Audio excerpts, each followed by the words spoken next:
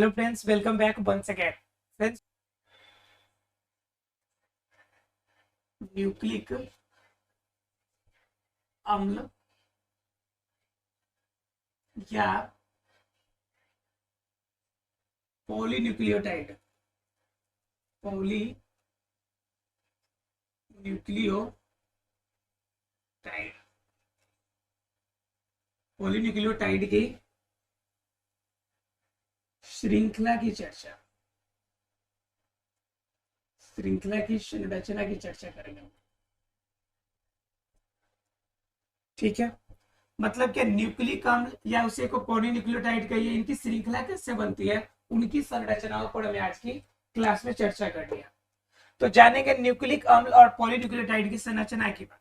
तो न्यूक्लिक अम्ल की अगर बात की जाए तो न्यूक्लिक अम्ल में पढ़ा था कि ये वास्तव में क्रोमोसोम के अंदर पाया जाता है।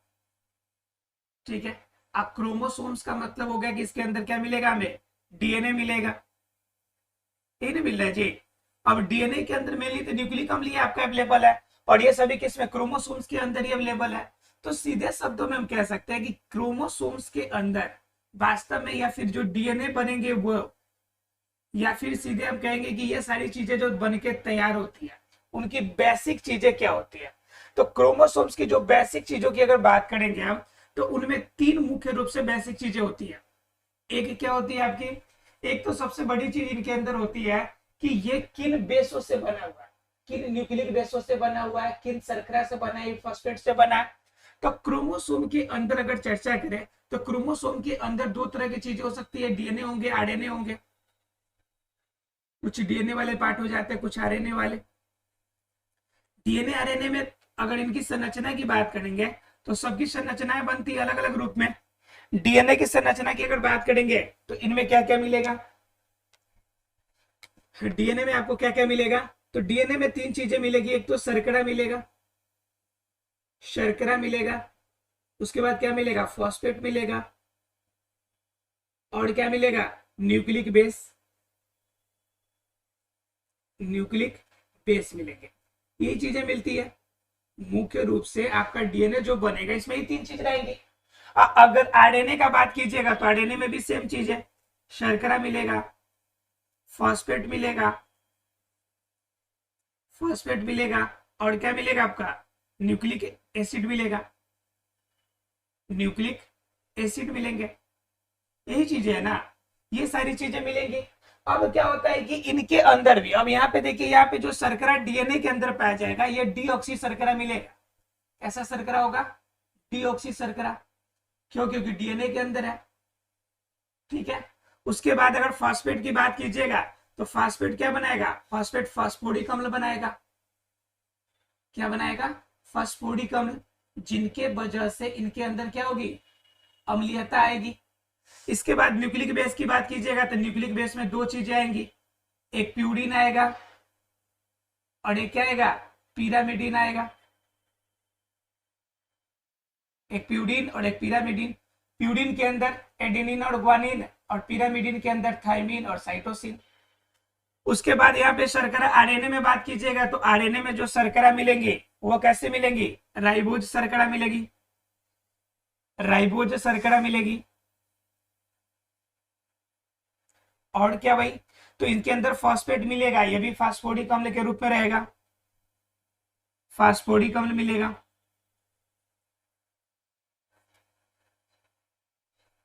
और इनके अंदर जो न्यूक्लिक एसिड होंगे इनके भी दो पार्ट होंगे, कौन, एक प्यूरिन वाला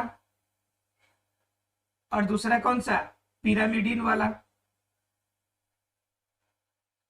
प्यूरिन और पिरामिडिन का, तो प्यूरिन के अंदर कौन सी दो चीजें आएंगी, एडेनिन और ग्वानिन, और पिरामिडिन के अंदर क्या आएंगी, एक तो साइटोसिन, और यहाँ पे थाइमिन न होकर थाइमिन के जगह पे यूरेसिल मिलेगा।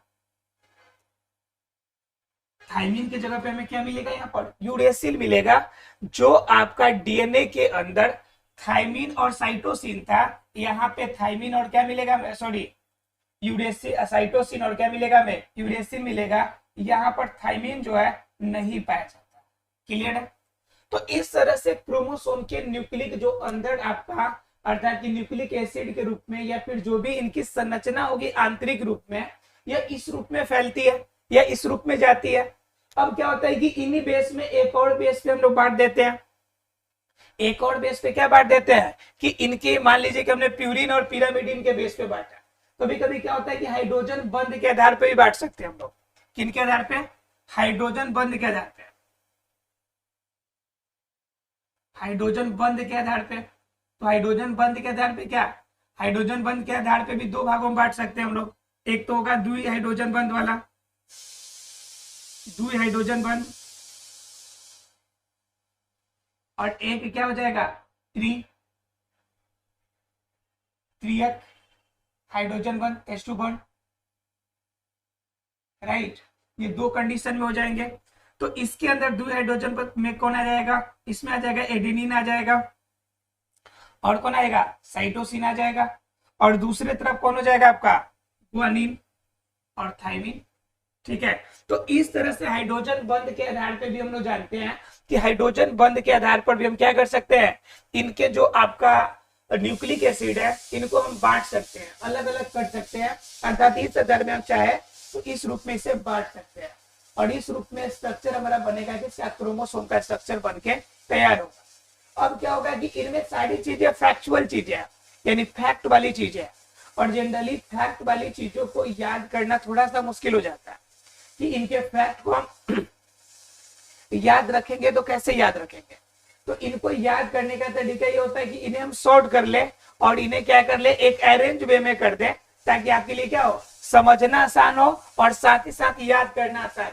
ठीक है, तो ये बातें हो गई कि न्यूक्लिक एसिड की संरचना जो श्रृंखला बनेगी इस रूप में बनेगी। अब इनकी एक एक करके हम संरचना के बारे में अलग अलग हम लोग जान लेते हैं। ठीक है,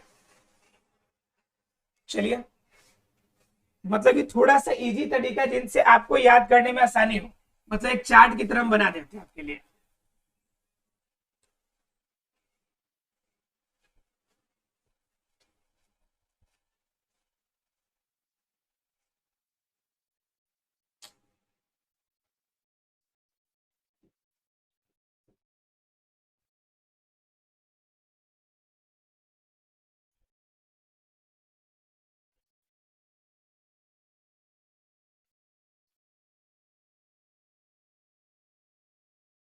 देखिए, जो वास्तव में न्यूक्लियस जो क्रोमोसोम्स बनेंगे, जो वास्तव में क्या बनते हैं, क्रोमोसोम्स बनते हैं, वो क्रोमोसोम किसके बने होते हैं, जो वास्तव में क्रोमोसोम्स बनते हैं, ध्यान से समझिएगा, जो क्रोमोसोम्स बनते हैं मतलब गुणसूत्र जो बनेगा वो किसका बनेगा, तो वह बनेगा आपका न्यूक्लियो प्रोटीन का। किसका बनेगा, न्यूक्लियो प्रोटीन का। ध्यान से इनकी संरचना और इनकी अंदर पाए जाने वाले पदार्थों की संरचना के बारे में ध्यान से समझिए। क्रोमोसोम्स जो बनेंगे किसकी बनेंगे, न्यूक्लियो प्रोटीन से बनेगा, और न्यूक्लियो प्रोटीन को जब हम दो भागों में तोड़ेंगे, कि किन किन भागों से, तो इनको हम वर्ड को तोड़ने की कोशिश करेंगे। तो एक पार्ट तो हमारा प्रोटीन दिख रहा है, तो एक पार्ट हमारा क्या हो जाएगा, प्रोटीन हो जाएगा, और दूसरे तरफ क्या दिख रहा है, न्यूक्लियो, मतलब क्या, ये न्यूक्लियोटाइड्स हो जाएंगे।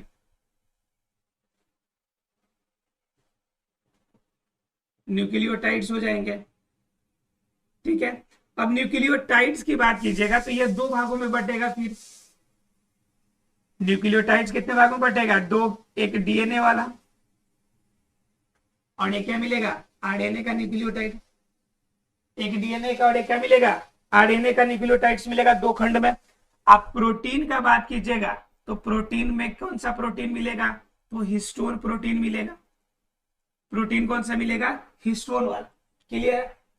अब डीएनए और आरएनए मिला तो दोनों के स्ट्रक्चर बनेंगे, और डीएनए आरएनए भी बटेंगे। फिर तो डीएनए के अंदर तीन पार्ट, डीएनए जो बनेगा तीन भागों से मिलकर, कौन कौन, शर्करा से मिलकर, और किससे मिलेगा, फॉस्फेट मिलेगा,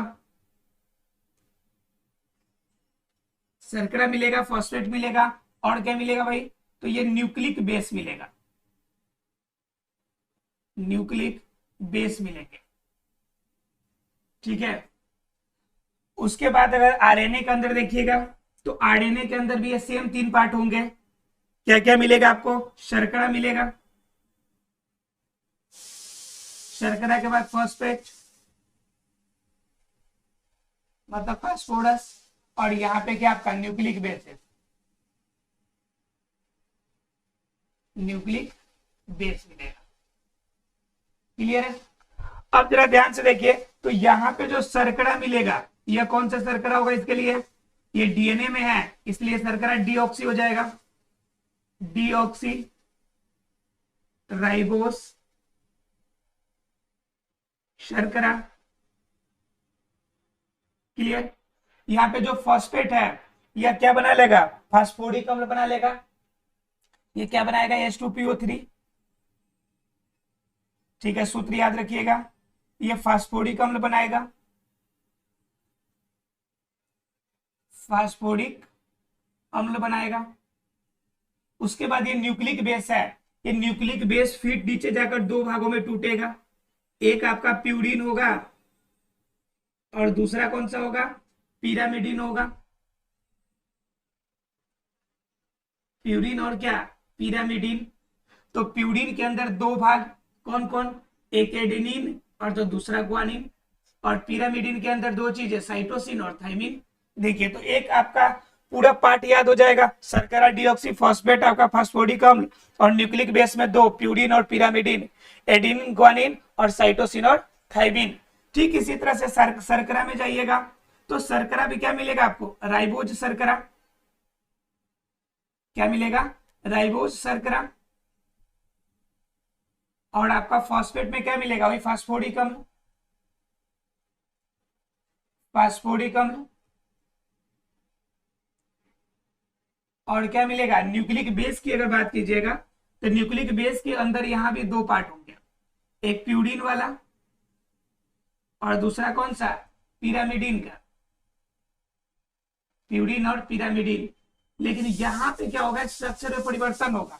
प्यूरिन में तो एडेनिन और ग्वानिन मिलेंगे, लेकिन पिरामिडिन के अंदर साइटोसिन और थाइमिन के जगह पर यहाँ पर क्या मिलेगा? यूरेसिल मिलेगा। थाइमिन के जगह पे क्या मिलेगा? यूरेसिल मिलेगा। क्लियर है? तो इस तरह से आपको बनेंगे न्यूक्लियो प्रोटीन, अर्थात कि क्रोमोसोम के अंदर पाए जाने वाले स्ट्रक्चर, अर्थात कि इन स्ट्रक्चरों को मिलाकर क्या बनेगा? हमारा क्रोमोसोम बनके तैयार होगा। डीएनए का स्ट्रक्चर हमने अलग किया, आरएनए का स्ट्रक्चर अलग किया, और प्रोटीन हमने अलग किया, यानी कि 3 पार्ट में पूरे को बांटकर, यानी तीनों ये सभी चीजें मिलेंगी तो मिलने के बाद क्या बनेगा? हमारा क्रोमोसोम्स बनेगा। ठीक है, जिसमें आपको पहले डीएनए फिर आरएनए और उसके बाद प्रोटीन, इन सब के बारे में एक एक करके चर्चा करनी है। अब बात आती है कि ये अगर आपने समझ लिया कि इनके अंदर बेसिक चीजें क्या क्या है, मतलब शर्करा, फास्फोरिक अम्ल और न्यूक्लिक बेस, तो बात ये आती है कि इनके बाद अंदर जाने के बाद इनके स्ट्रक्चर कैसे होते हैं, कि इनके थाइमिन के जगह पे यूरेसिल क्यों आ जाता है, आखिर उनके स्ट्रक्चर में क्या चेंजेस हो जाते हैं। फिर बात आती है कि एडेनिन, ग्वानिन, साइटोसिन और थाइमिन, इनके स्ट्रक्चर कैसे दिखते हैं, किस रूप में इनके अंदर कार्बन एटम्स अरेंज होते हैं, और किस रूप में इनके आपके पूरी आपका संरचना बन के तैयार होती है, तो उनकी भी चर्चा हम लोग कर लेंगे अभी। ठीक है, हम लोग अभी जानेंगे कि किस प्रकार आपका प्यूरिन और पिरामिडिन का स्ट्रक्चर तैयार होता है, ठीक है, और किस रूप में इनके अंदर ये बनता है। अगर ये क्लियर हो गई होगी आपको तो इनकी संरचना पे हम लोग चर्चा करेंगे। क्लियर है सब किसी को ये? चलिए देखिए, अब इनकी संरचना पे चर्चा करते हैं, प्यूरिन और पिरामिडिन के। ठीक है, चर्चा करेंगे हम लोग प्यूरिन और पिरामिडिन के स्ट्रक्चर के बारे में, कि प्यूरिन और पिरामिडिन के स्ट्रक्चर कैसे बनते हैं। प्यूरिन के अंदर पहले हम लोग जानेंगे, प्यूरिन के अंदर एडेनिन और ग्वानिन इसके अंदर आते हैं, तो पहले प्यूरिन का स्ट्रक्चर, फिर जानेंगे हम लोग पिरामिडिन का स्ट्रक्चर।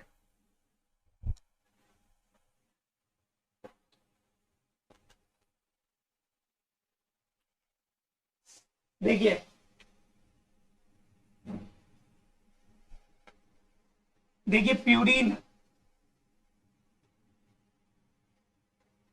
प्यूरिन बनाने का मतलब हो गया कि प्यूरिन के अंदर 2 चीजें मिलेंगी हमें। एक तो मिलेगा हमें एडेनिन, और दूसरा क्या मिलेगा हमें, ग्वानिन। दो पार्ट मिलेंगे हमें किसके, प्यूडिन के अंदर। ठीक है, प्यूडिन के अंदर दो चीजें मिलेंगी हमें।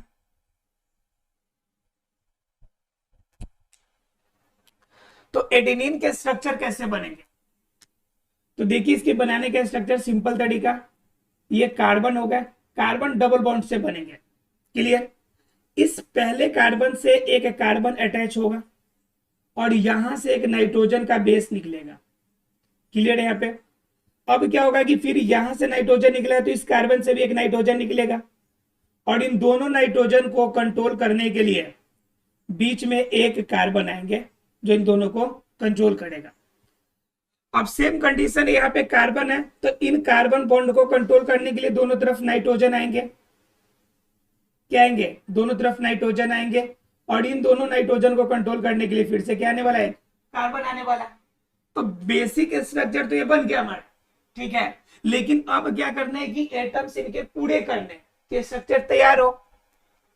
तो यहाँ पे क्या है आपका कि ये तो इसका स्ट्रक्चर तो पूरा हो गया, इनका भी स्ट्रक्चर पूरा हो गया, इस दोनों का तो पूरा है, लेकिन यहाँ पे कमी है। तो यहाँ पे एक हम लोग NH2 का बॉन्ड जोड़ देंगे। किसका बॉन्ड जोड़ेंगे, NH2 का, एक हाइड्रोजन और दूसरा हाइड्रोजन, ये NH2 का बॉन्ड जोड़ लिए। अब देखिए तीन पूरे हो गए तो इसको डबल बॉन्ड कर देंगे, इसके भी चार पूरे हो गए, इनके तीन पूरे हो गए। लेकिन अगर ध्यान से देखिए तो यहाँ पे आपका घट रहा है, तो यहाँ पे इनको दो चाहिए, तो इनका तो पूरा हो चुका है, तो यहाँ पे हम इसको डबल बॉन्ड कर दें तो इनका ही पूरा हो जाएगा। लेकिन फिर भी एक की कमी हो रही है, फिर भी इसमें कितनी की कमी हो रही है, एक की कमी हो रही है। इस वजह से क्या हो जाएगा, एक यहां से हाइड्रोजन को हम जोड़ सकते हैं।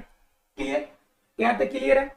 उसके बाद क्या होगा कि अगर जरा ध्यान से देखें आप तो यहां पे इसका पूरा हो गया, इधर भी पूरा हो गया। अब इनको इन दोनों को पूरा करना है, तो इन दोनों को पूरा करने के केस में कैसे काम करेगा। अब यहां पर जरा ध्यान से देखिए, अगर यहां पे डबल बॉन्ड करते हैं तो इसका तो पूरा हो गया, लेकिन कार्बन का एक घट गया, आपका कार्बन का एक कम है, तो यहाँ पे एक हाइड्रोजन को जोड़ दीजिए, ये पूरा हो जाएगा इसका स्ट्रक्चर। ये चार इसको चाहिए कार्बन का पूरा हो गया। अब किसका बच रहा है हमारा, सिर्फ नाइट्रोजन का केस बच रहा है। तो नाइट्रोजन में इधर डबल बॉन्ड नहीं हो सकता क्योंकि इसका पूरा हो गया और यहाँ पे कार्बन का ही पूरा हो गया। तो कंफर्म है कि यहाँ पे क्या जोड़ना पड़ेगा, आपको हाइड्रोजन जोड़ना पड़ेगा। इससे एक और तरीका से याद रखना है कि इसके अंदर अगर पूरे स्ट्रक्चर में देखेंगे तो इसके अंदर हमें कार्बन कितना देखने को मिल रहा है, 1 2 3 4 और 1 5। कार्बन कितने देखने को मिल रहा है, 5। उसके बाद अगर बात करेंगे आप किसके लिए, नाइट्रोजन की बात, तो 1 2, अब किसको देखेंगे, नाइट्रोजन को। तो नाइट्रोजन कितने हैं, 1 2 3 4 और 1 5। नाइट्रोजन कितने मिले, 5। और उसके बाद अगर हाइड्रोजन को देखेंगे हम तो हाइड्रोजन कितने हैं, 1 2 3 4 5। तो हाइड्रोजन कितने मिल गए, 5। क्लियर है। तो इस तरह से अगर ये सूत्र अगर एडेनिन का याद रहेगा आपको तो आसानी से इसको अरेंज आप कर सकते हैं कि 5 ही 5 सब है, सबको 5 5 ही पूरा करना है। क्लियर। तो ये किसके बन गए, एडेनिन के स्ट्रक्चर। आप काउंटिंग करके लिख सकते हैं, जहां से आपका जब नए आपका एसिड का जब श्रृंखला बनती है तो काउंटिंग हम वहीं से स्टार्ट करते हैं, 1 हो जाएगा, या 2 हो जाएगा, 3 हो जाएगा। ऐसे याद कर लीजिए कि एक नंबर से निकल के आ रहा है आपका ये। क्लियर है। अब इस कंडीशन के बाद क्या है आपका, इसके बाद अब देखते हैं एडेनिन का हो गया हमारा। अब देखते हैं किसका स्ट्रक्चर, ग्वानिन का स्ट्रक्चर हम देखने की कोशिश करते हैं। ठीक है, तो ग्वानिन के स्ट्रक्चर बनाने का भी सेम कंडीशन है। पहले बेसिक स्टार्ट करेंगे डबल बॉन्ड से और फिर इनके साथ एक कार्बन अटैच होगा, फिर इनके साथ एक नाइट्रोजन जाएगा। क्लियर है यहां तक। अब क्या है कि दोनों तरफ एक नाइट्रोजन जुटेगा, इधर भी नाइट्रोजन जुट गया। अब दोनों तरफ सिर्फ नाइट्रोजन नाइट्रोजन है, तो दोनों को कंट्रोल करने के लिए बीच में कार्बन आ जाएगा। फिर इसी तरफ इस तरफ भी क्या होगा, दोनों तरफ नाइट्रोजन जाएंगे। क्लियर। और इन दोनों को कंट्रोल करने के लिए बीच में कौन आएगा, कार्बन आएगा। क्लियर है। अब ये कार्बन आ गया तो यहां पे जो छाड़, यहाँ पे एक नंबर पे जो नाइट्रोजन का आपका NH2 जुटा था, यहाँ पे एक नंबर सीरीज के पास यहाँ पे जो NH2 जुटा हुआ था, यह NH2 यहां ना जुट के इस वाले कार्बन एटम पे जुटेगा, इसमें यहां पे जुटेगा N और हाइड्रोजन। आप यहाँ पे NH2 डायरेक्ट लिख चाहे तो लिख सकते हैं। ठीक है, तो इसका तो आपका 3 को पूरा हुआ, इसमें एक और बॉन्ड चाहिए, ठीक है। तो एक और कंडीशन के लिए आपको क्या करना पड़ेगा, यहाँ पे आपको डबल बॉन्ड करना पड़ेगा, तब जाके इस दोनों का पूरा होगा। अब यहाँ पे फिर एक जगह खाली बच जाती है, तो यहाँ पे क्या कर लीजिए आप, हाइड्रोजन जोड़ लीजिए, ये भी पूरा हो गया, इसका पूरा हो गया। अब जरा ध्यान से देखिए कि यहाँ पे कार्बन को फिर 2 चाहिए, कार्बन को इधर डबल बॉन्ड नहीं कर सकता, इधर इसका पूरा हो चुका है, तो उस कंडीशन में कार्बन क्या करता है, अपने साथ ऑक्सीजन का ले लेता है डबल। क्लियर है आप लोग को। अब जरा ध्यान से गौर कीजिए कि इसमें अब किसका स्ट्रक्चर बाकी रह रहा है, तो बाकी अब इधर का स्ट्रक्चर रह रहा है कि इनके बीच में स्ट्रक्चर क्या होगा कि कैसे अपने आप को बैलेंस करेगा। तो इधर तो आपका पूरा हो चुका है, नाइट्रोजन को 3 चाहिए, तो यहाँ पे 2 तो नाइट्रोजन का पूरा हो गया, तो एक क्या करेगा, कार्बन के साथ तालमेल बैठाएगा, तो ये बॉन्ड कैसे हो जाएगा, डबल बॉन्ड हो जाएगा। क्लियर है। ये जब डबल बॉन्ड हो जाएगा तो इसका तो नाइट्रोजन का पूरा हो गया, लेकिन फिर भी कार्बन का एक घट रहा है, तो उस कंडीशन में एक हाइड्रोजन जोड़ देंगे। एक नाइट्रोजन यहाँ पे चाहिए, तो नहीं इधर डबल कर सकते हैं, नहीं साइड में डबल कर सकते हैं, उस कंडीशन में एक हाइड्रोजन यहाँ भी जोड़ लेंगे। क्लियर है। तो इस तरह से हमारा किसका स्ट्रक्चर बनेगा, ग्वानिन का। अर्थात कि हमने 2 स्ट्रक्चर बनाए, एक हमारा ग्वानिन का और एक हमारा किसका, एडेनिन का। 2 स्ट्रक्चर हम लोगों ने बना के तैयार किए। क्लियर है आप लोग को। इसमें आपको बेसिक चीजें याद रखनी है कि ये आपका कार्बन के डबल बॉन्ड से ही बनाना स्टार्ट करेंगे, और सिर्फ उनकी असर पूरा करते हुए आसानी से आप चाहे तो बना सकते हैं। सूत्र आपको फॉर्मूला पता है, आसानी से आप बना सकते हैं। अब इसके अंदर जरा से देखिए, इसके अंदर देखिएगा तो क्या मिलेगा आपको, इसमें आप नाइट्रोजन, अब पहले आप क्या काउंट कर लीजिए, पहले कार्बन काउंट कर लीजिए, 1 2 3 4 और 5। कार्बन कितने मिल गए, 5। क्लियर है। उसके बाद क्या हो गया आपका, उसके बाद आप जोड़ेंगे किसको, उसके बाद जोड़ेंगे नाइट्रोजन को, काउंट करेंगे 1 2 3 4 और 5। ऑक्सीजन के कितने, 5 मिल गए, ठीक है। और उसके बाद किसके बच गए, माफ कीजिएगा, ऑक्सीजन है, नाइट्रोजन के 5, नाइट्रोजन के 5 हो गए। और उसके बाद क्या बच गया आपका, हाइड्रोजन बच गया। हाइड्रोजन काउंट कीजिए, 1 2 3 4 और 5। ऑक्सीजन के कितने हो गए, हाइड्रोजन के कितने हो गए, 5 हो गए, ठीक है। और ये ओ जो है आपका क्या बन गया, एक आपका क्या कहते हैं, अभिक्रियाशील समूह जुट गया। अभिक्रियाशील समूह के रूप में क्या जुटे यहाँ पे, अभिक्रियाशील समूह के रूप में आपका वो जुटे हैं, ठीक है। क्लियर है। तो इस तरह से आपका क्या बन गया, इस तरह से बन के तैयार हो गया कि आपका एडेनिन और ग्वानिन का स्ट्रक्चर।